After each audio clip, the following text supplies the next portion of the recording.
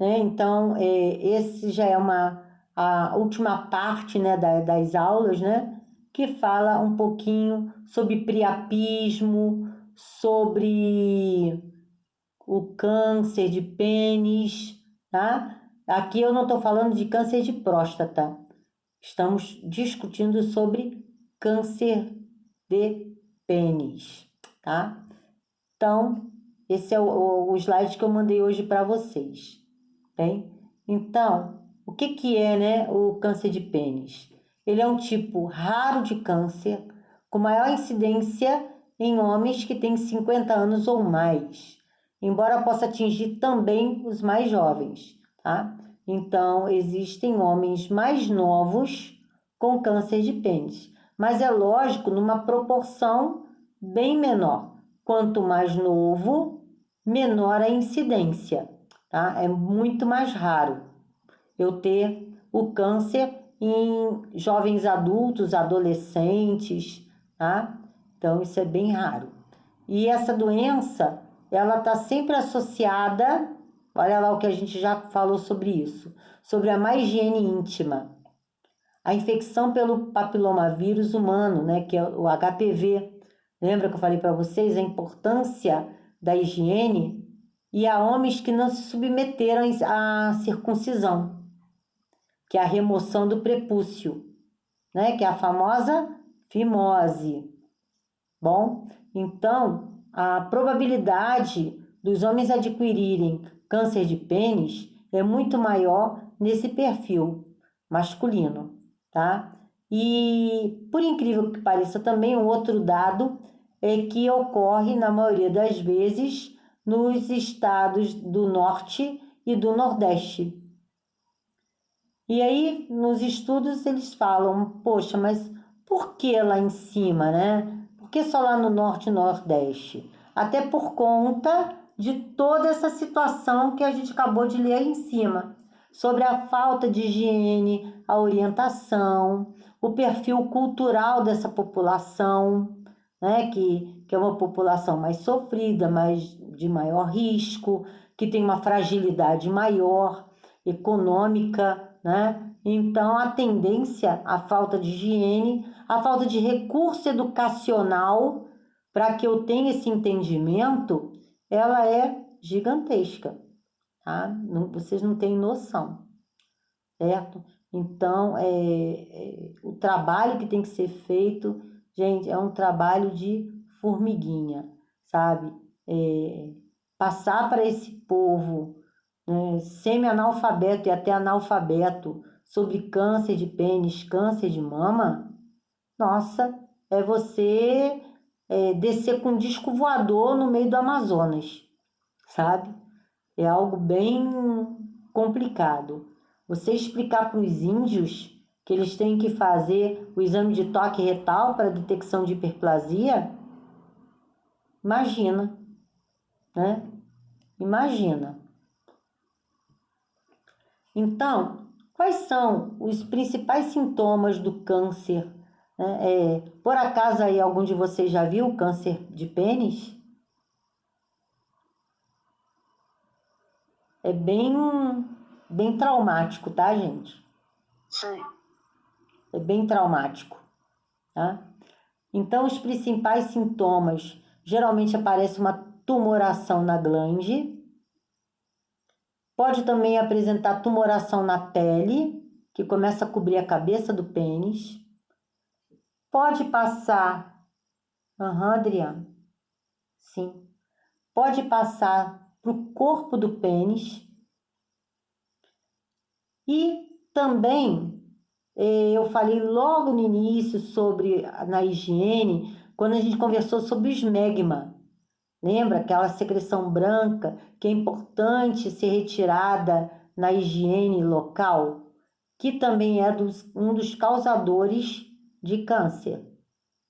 E também o aumento anormal do tecido da cabeça do pênis. Então, esses aí são alguns sinais e sintomas que podem aparecer, né, no câncer de pênis, tá? Então, o diagnóstico, né? Como que esse diagnóstico ele é feito? Lógico que o primeiro passo é a consulta médica. Então, é o indivíduo, quando ele percebe que ele está com alguma alteração no seu órgão genital, que ele procure um médico para falar sobre isso. Então, essa é a primeira coisa. Segundo momento, é o encaminhamento, né, para um especialista para poder ser realizada a biópsia.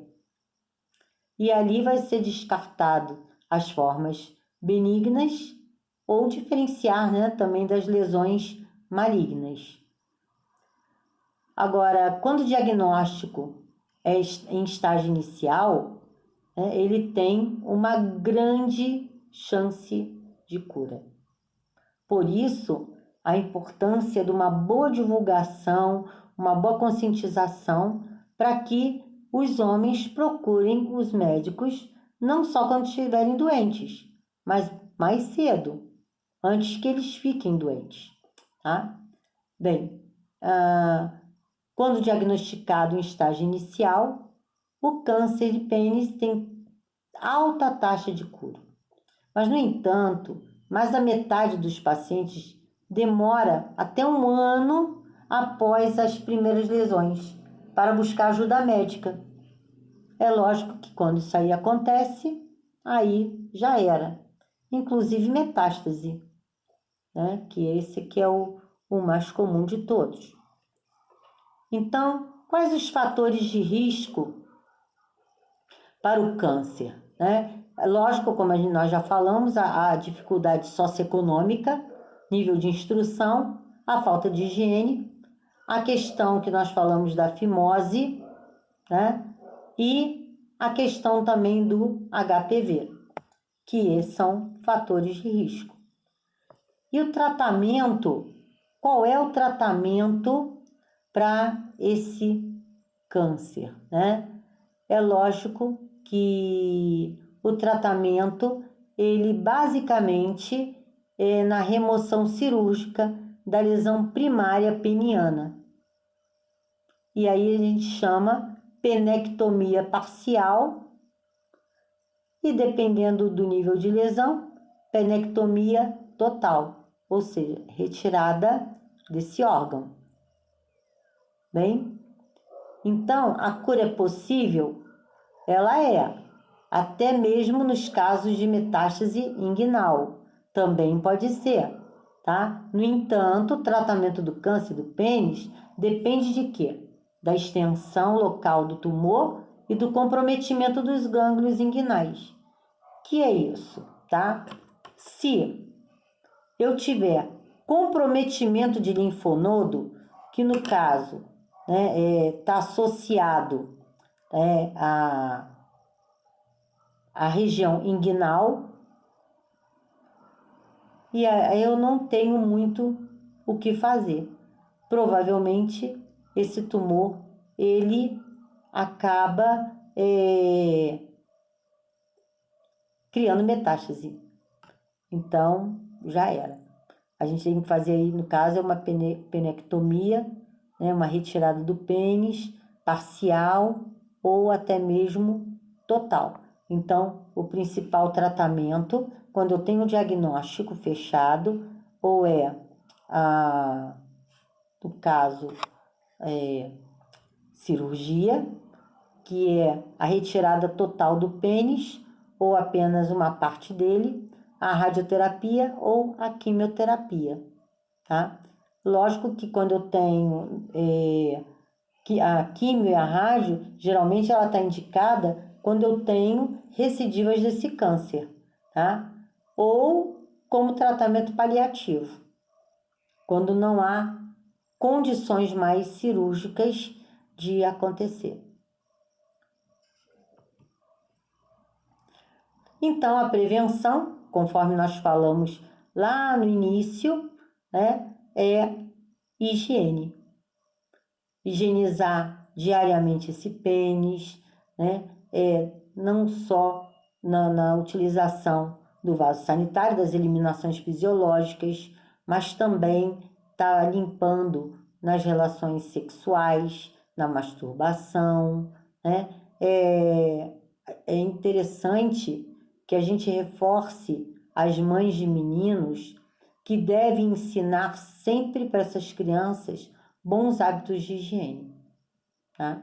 Então, esses hábitos, o bom, né, é você criar essa educação já lá na escola, no programa da saúde na escola, tá? Que eu acho que é onde a gente consegue modificar cultura, modificar comportamento, bem? Então, a cirurgia também da fimose, ela é uma cirurgia que vai facilitar bastante a nossa vida, né? Vai melhorar bastante a qualidade de vida do homem, né? Mesmo porque vai eliminar não só as dores no ato sexual, mas também vai minimizar doenças. E, lógico, desenvolver bem menos as chances de pegar um tumor. Então, nós já falamos também sobre a vacina contra o HPV, que é uma vacina própria para homens, mulheres e crianças e adolescentes. Aqui no caso, eu tirei uma foto, né? No caso, deixa eu ver se consigo melhorar aqui, aproximar, né? São algumas lesões de câncer de pênis. Então, vocês veem que eles têm uma forma, isso aqui é o HPV, né? Olha só, uma forma penetrante, tá? Na glande, geralmente ocorre na glande. Então, é feita aqui no caso, uma cirurgia, uma penectomia, quer dizer, uma retirada do pênis. Ah, mas como é que fica, professora? Bem, depende muito, né, de como essa retirada pode lesar profundamente esse homem. E aí, no caso, né, tem que passar uma sonda, uma cistostomia ou uma sonda de demora definitiva para poder manter esse catéter por um maior tempo possível, tá? Então, existem essas lesões, é o câncer de pênis, tá? E uma outra situação também, né? Passamos aí do pênis. A outra situação é a fratura de pênis. Vocês já ouviram falar que pênis fratura? Sim, eu já ouvi. Pois já é. até vi. Que bom, né? Quer dizer, bom modo de se dizer, né? Que pelo menos não vai ser novidade, tá? Bom, o que é, né? Então, a fratura do... Oi? Monique, oi, tu aqui, desculpa me perguntar, Não, tô com um imagina. pouco de vergonha, mas deu curiosidade. Alguns homens têm o pênis torto. Isso pode ter sido causado por uma fratura ou não? Bom, depende de quando foi detectado, né? Se então ele desde bebezinho ou quando ele vai para o pediatra, ele já identifica essa anormalidade anatômica, tudo bem. Agora, se ele nunca teve e de repente ele tem essa curvatura, né? Essa deformidade, pode ser que ele tenha feito uma fratura sim. E aí ele vai ter que fazer um exame, uma ultrassom para detectar a fratura. Respondido?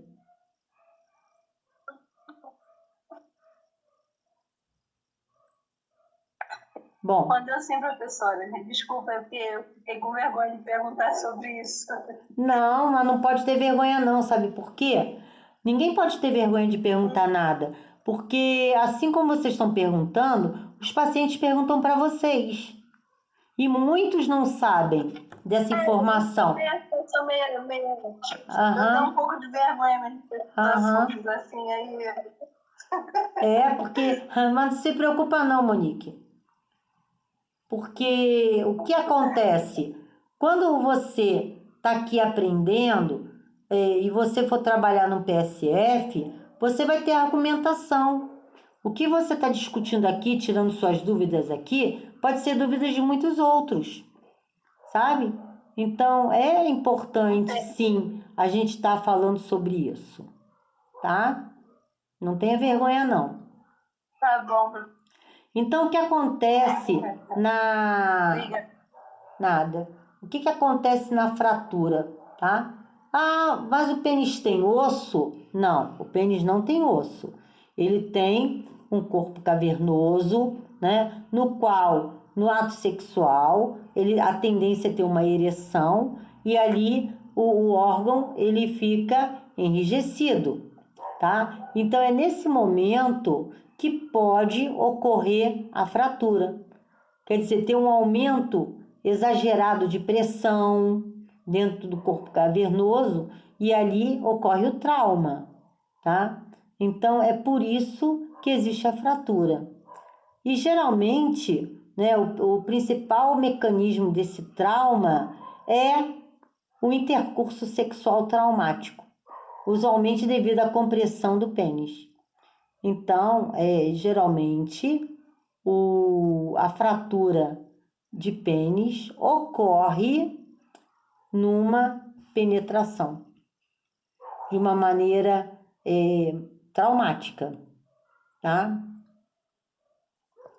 E a fratura do pênis, ele geralmente o homem ele vem com um relato de que escutou um estalo, tec, tá?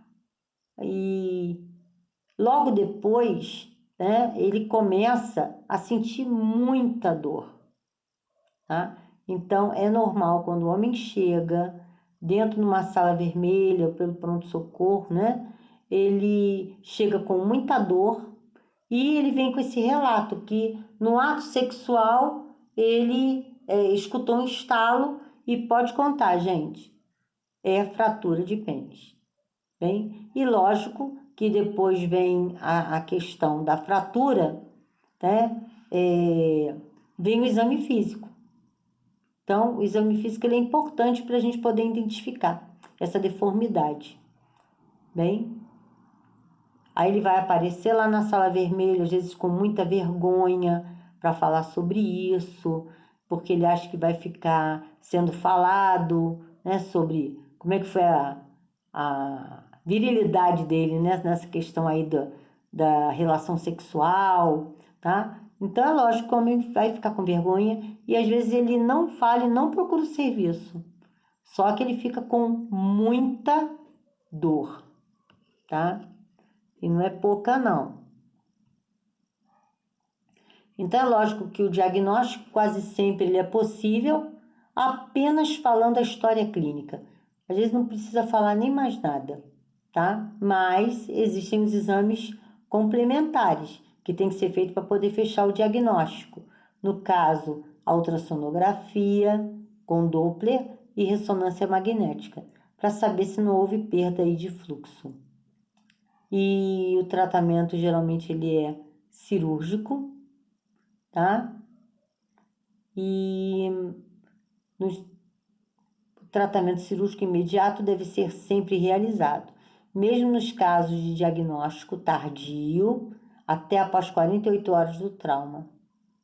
Durante a intervenção cirúrgica, o hematoma é esvaziado. Identifica-se a lesão da túnica e realiza-se então o fechamento do corpo cavernoso. Então, como que nós fazemos isso, tá? É através mesmo de cirurgia e não tem como. Alguma dúvida até aqui? Bem. Boa noite, professora. Boa noite. Boa noite, turma. Boa noite, professora. Ele tendo essa lesão, esse rompimento, né, e tendo que suturar o canal que foi traumático, lesionado, qual é o risco dele vir ser não conseguia ter filho mais? Ter a estabilidade? Isso, devido ao Pode, trauma? pode. Pode ocorrer, porém, não é confirmado que todos os casos ele vai ter essa infertilidade, não é. Vai depender do grau de comprometimento e o quanto que ele demorou para buscar um serviço. Tá, ok, obrigada. Nada. Mas a probabilidade ela é bem menor do que a torção testicular. Tá? A torção testicular, nós vamos falar agora um pouquinho sobre ela, tá? Que eu coloquei aí, né? Então, o que que é? Olha bem, numa anatomia normal, bem, eu tenho, né, tá, o pênis, eu tenho a bolsa escrotal, né? Eu tenho aqui o epidídimo e eu tenho o testículo. E aqui o canal deferente, né? Da onde vai ter a ejaculação, vai ter a produção do espermatozoide e ele vai subir, tá? Na torção testicular, esse testículo aqui, literalmente falando, tá, gente? Ele torce, tá? Ele roda, tá? E o que acontece? Ao rodar, tudo que está aqui dentro do testículo, ele fica retido. Assim como o sangue, porque os vasos, eles tendem a girar e nisso que ele gira, né, ele vai torcer esse testículo. Aí eu tenho uma foto para vocês entenderem melhor, tá? Aqui é lógico que é a bolsa escrotal, que aqui está numa cirurgia. Vocês estão vendo? Tá dando para visualizar a diferença de cor? Esse é um testículo normal, rosado, e esse daqui é com a torção. Olha a diferença. Ele fica necrosado, é isso? É a parte morta, né? Exatamente. Por quê? Porque a partir do momento em que ele torce, tá? Ele inibe, suspende o fluxo sanguíneo. O fluxo sanguíneo. Então, é muito importante vocês entenderem o que é torção testicular. Tá? A gente quase não vê isso sendo explicado, mas geralmente acontece nos adolescentes por conta do período de masturbação, mas também pode ocorrer em traumas, tipo jogando bola, levando bolada, andando a cavalo, andando de bicicleta, né? Correndo.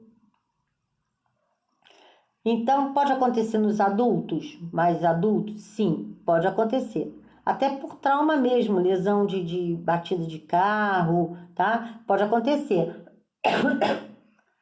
Desse testículo torcer e aí não ter fluxo suficiente e aí começa a isquemiar esse testículo.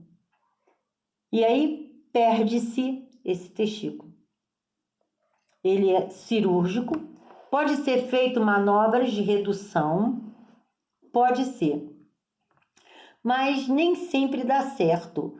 O médico cirurgião, ele manualmente, ele desvira esse testículo.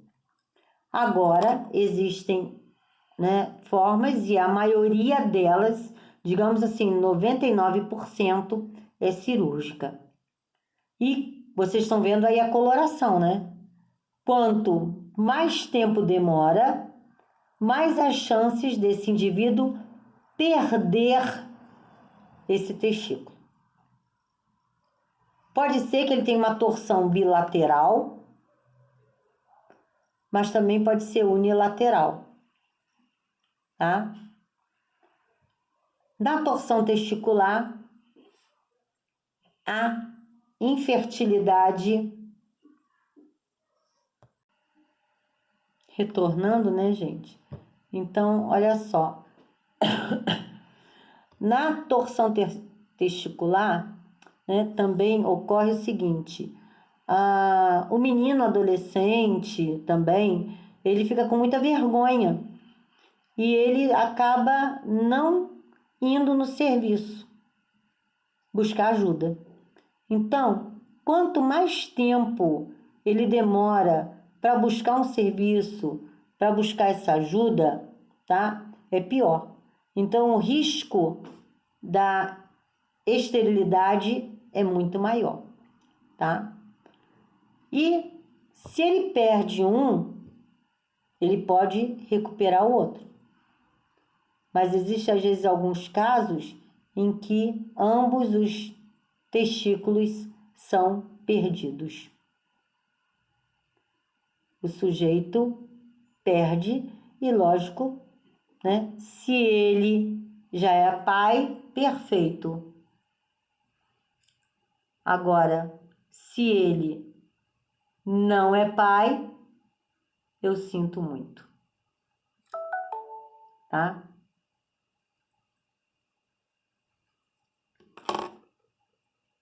Estão conseguindo me ouvir agora? Agora sim. Tá. Então, o que vou só recapitular, né? Porque eu acredito que estava sem som. Então, existe uma grande chance de se perder um testículo, tá? Agora, às vezes pode perder os 2 testículos. Vai depender do nível de torção e o tempo em que ele vai para o hospital. Sendo que, geralmente, os adolescentes, eles têm vergonha de falar para o pai e mãe o que aconteceu, né? E aí eles ficam com essa dor. Às vezes um dia inteiro. Mas chega um ponto em que ele não consegue, ele tem que falar. Mas às vezes já é tarde demais. Esse testículo está perdido. Ele não consegue revascularizar novamente. Bem? Então, a dor é muito forte, né? Uma dor súbita. Ela é localizada, né? Bastante localizada, bem? E tem que ser tratada o mais rápido possível. Então, quando o menino chega lá no pronto-socorro ou na sua unidade e fala, você tem que valorizar, tá? Porque ele vai falar assim, e ainda tem essas brincadeirinhas, né, desses aborrecentes de, vamos botar assim em português claro, né, gente? Chutar o saco do outro colega, né? Botar a mão, isso tudo às vezes pode acontecer uma torção, tem? Então, tem que correr atrás. Quando o menino ainda, né, existe a conversa, mas é muito complicado quando também às vezes é um adulto e que às vezes estava num planejamento familiar para ser pai, mas às vezes não consegue por conta dessas situações, tá? Bem, aqui falando um pouquinho de tudo que eu conversei, e também, né, pode ocorrer essa torção devido, tá? Devido a uma má fixação fisiológica, tá, gente? Dessa bolsa, desse testículo dentro da bolsa escrotal. Então, às vezes, uma falha na fixação pode ocorrer, né, esse trauma. Bem, aqui está uma foto maior do que é essa torção, né? Então, olha bem, né, como é que é um canal normal e aqui ele verdadeiramente ele torce e aí cria-se essa isquemia. E essa isquemia é rápida, tá? Por isso a necessidade de se procurar um especialista o mais precocemente possível para buscar, né, a fazer essa ressecção cirúrgica, tá? Essa manobra, às vezes, tem que ser cirúrgica. Bem, então, já falei um pouquinho aí dos sintomas. O importante é procurar um médico. O tempo é essencial no diagnóstico e no tratamento, tá? Então, ele deve ser tratado assim, o ideal, né, é ser tratado até 6 horas do ocorrido. Quando ele sente dor, ele vai para um pronto-socorro. Então, até 6 horas, ele tem uma grande chance de não perder esse testículo. Ultrapassando esse tempo, né, a probabilidade ela vai num serviço progressivo, digamos assim, tá? O tratamento, então, né, a cirurgia é um procedimento até simples, pode ser feito até com uma cirurgia local. Cirurgia local não, desculpa, anestesia local, tá?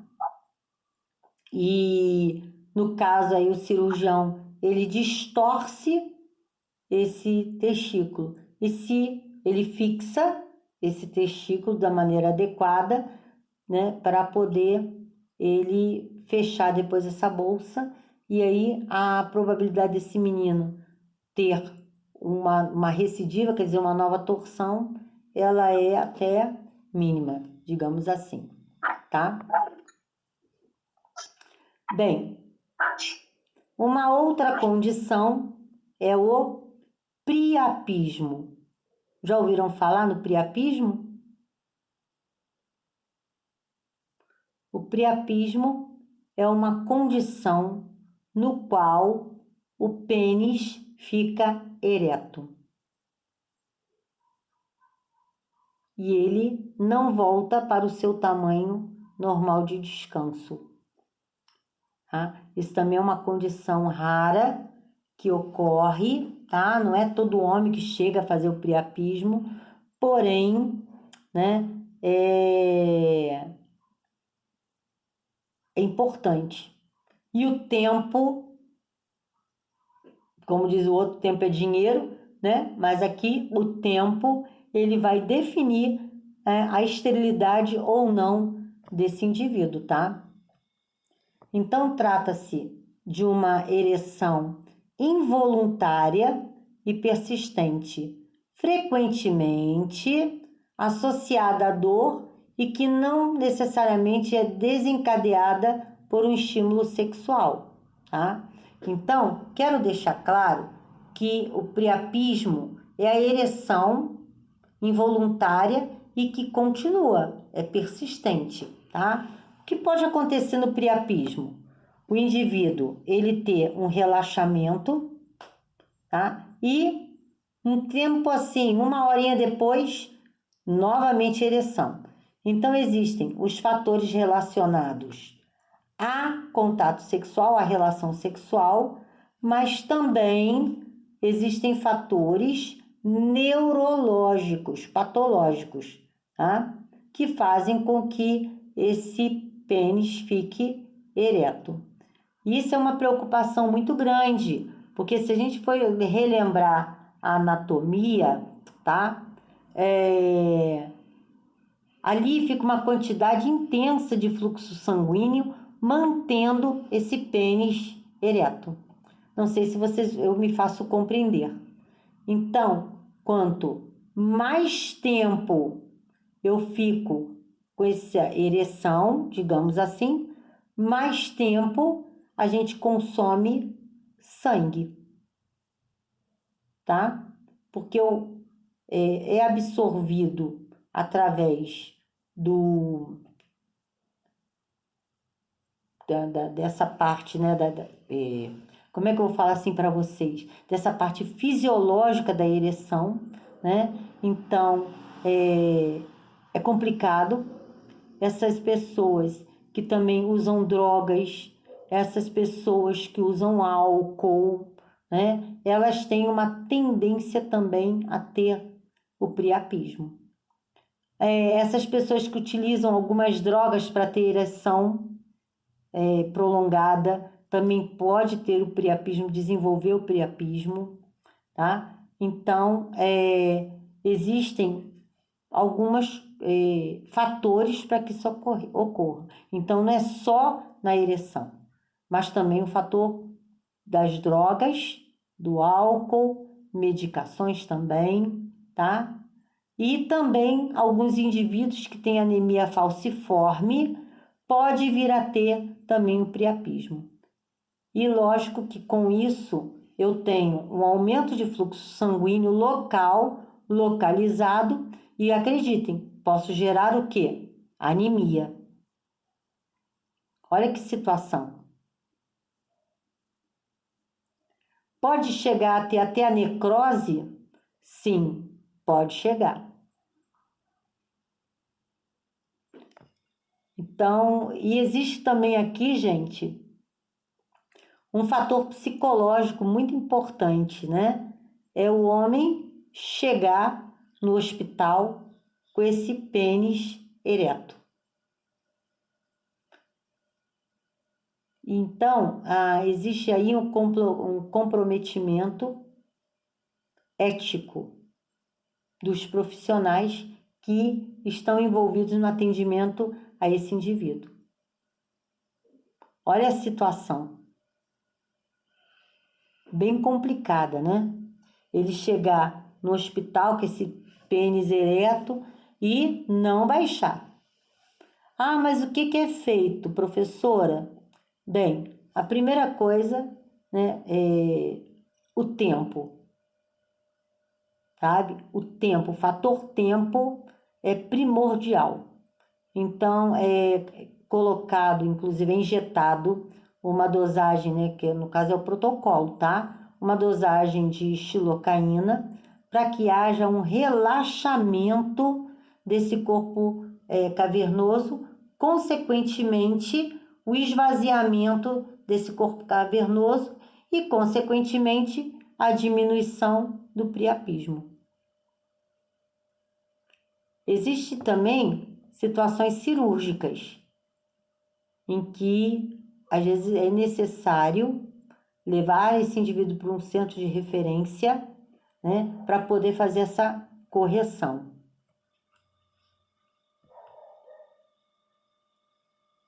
Então, aqui eu já falei um pouquinho, né, mas eu tenho o priapismo isquêmico e o priapismo não isquêmico, tá? Então, eu tenho o priapismo caracterizado por baixa oxigenação do pênis, mas também o não isquêmico, que é o alto fluxo de sangue. Bem? E eu tenho o isquêmico intermitente, que é aquele em que ele fica, às vezes, mais durante a noite em ereção, que a gente chama de ereção noturna. Ok? Aqui é um tratamento do priapismo, um deles que eu não sei se dá para vocês verem, né? Aqui no caso é a introdução de um catéter. Então, para tratar o priapismo é feita uma punção com uma agulha no pênis para captar o sangue e verificar se esse sangue é rico em oxigênio ou não. Então, a gente consegue identificar qual tipo de sangue, né? E dar a melhor conduta do tratamento, que geralmente é cirúrgico. Bem,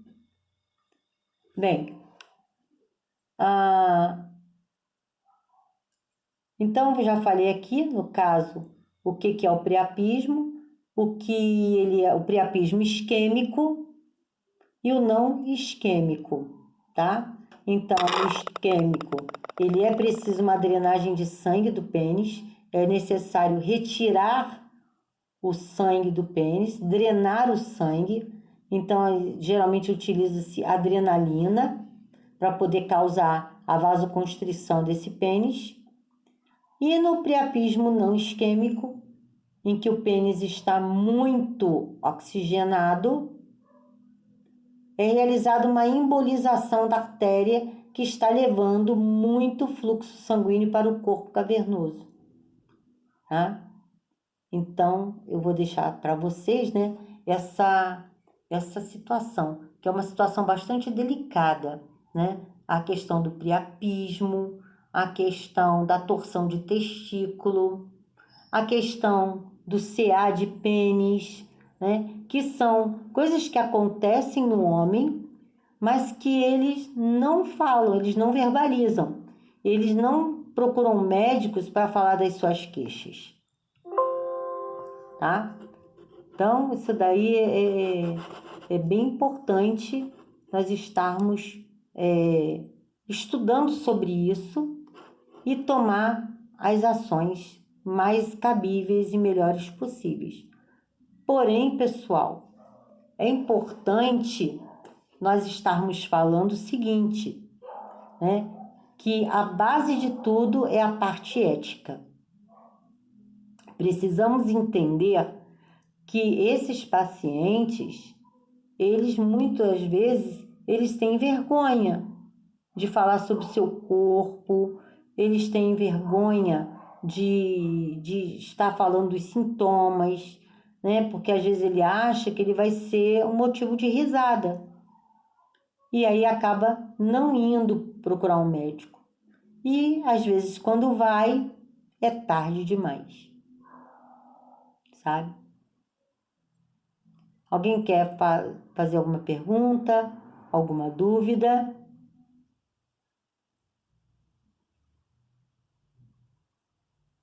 Professora, eu tenho.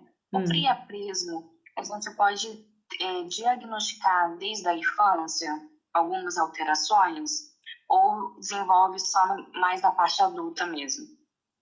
Bem, na infância, geralmente, lógico que se a gente for falar sobre fluxo sanguíneo, né? Cada idade, né, tem a sua potência, digamos assim, né? Então, muitas vezes os menininhos, eles, até por autoconhecimento do corpo, né, na masturbação, por exemplo, né, eles exageram um bocadinho. Então, pode acontecer o priapismo, pode acontecer a torção de testículo também.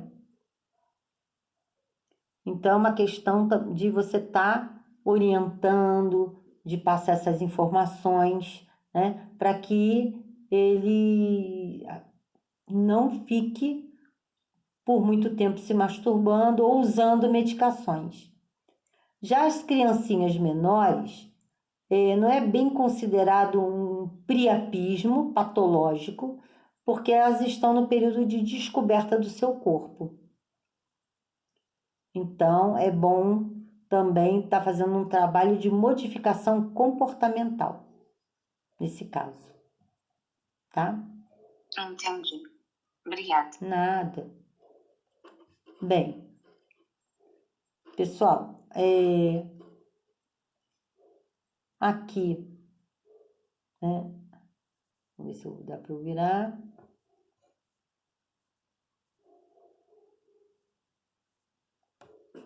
Então, eu espero, né, que tenham entendido bastante coisa sobre o priapismo, né? Eu espero que vocês tenham entendido o que é o priapismo, tá? Eu espero que vocês tenham aprendido um pouquinho dessa disciplina, que saúde do homem. Só um minutinho aqui que eu vou desligar aqui a